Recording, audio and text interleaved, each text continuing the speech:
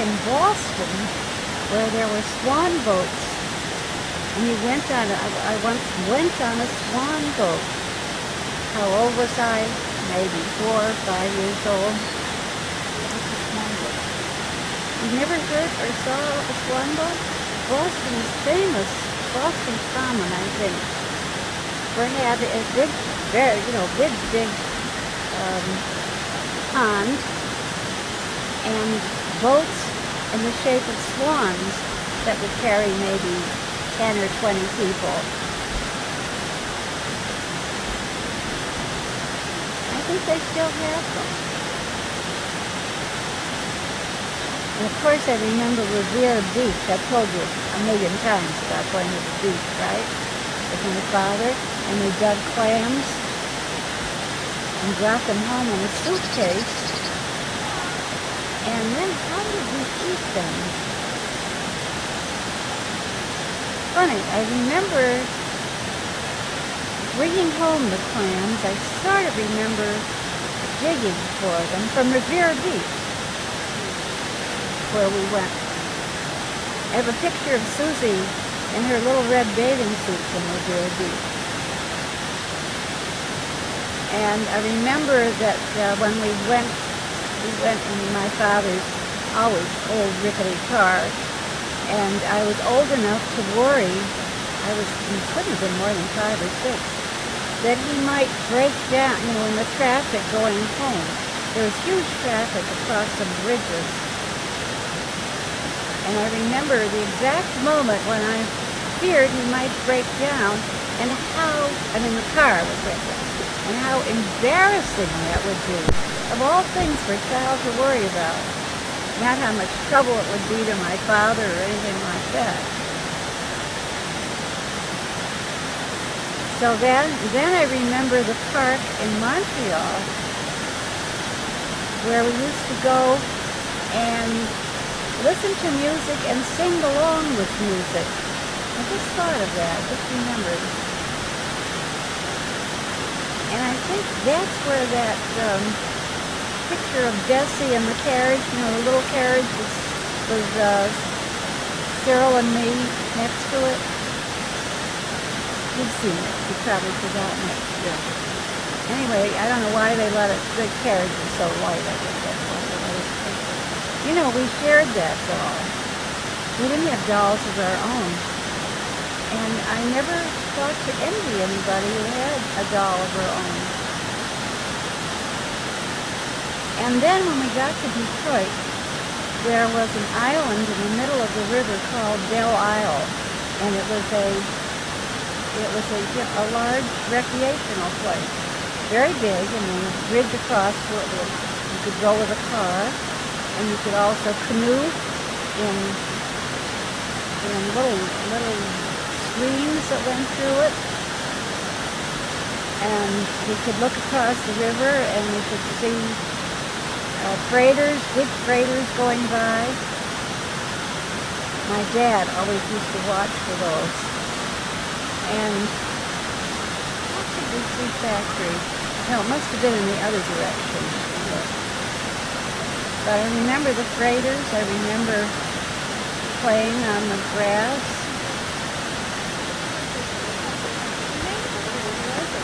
I remember more about it.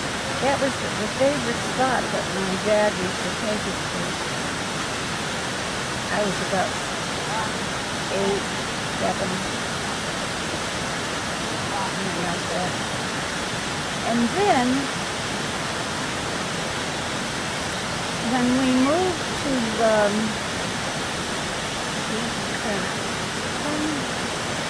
Hempstead, I think was the name of the street that we moved on. It seemed like out in the suburbs of Detroit, but it really wasn't. There was in back of our house 2 huge empty lots. And Cyril and I used to take a picnic out there. And it would be like a park for us. Remember what songs they sang in the park in Montreal? In Montreal? No, they were English songs. maybe row your boat gently down the stream, blah, blah, blah. And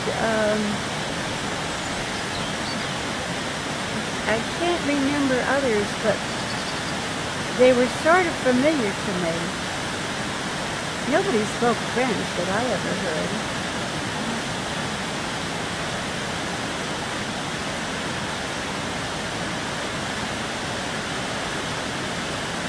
Oh. Yeah, those are the kinds of things I wish I'd asked my mother about. Your uncle. My Uncle Lou. You said that your uncle, both of your uncles were well off. Yeah. What was your mother's Mother's brothers, yeah. I believe that her father, my grandfather, whom I never knew, had a hat factory in Minsk, Russia. But he was a middle-class guy. I don't think they traveled steerage. The whole family came over together. She came over with her parents? Yeah, he was 16.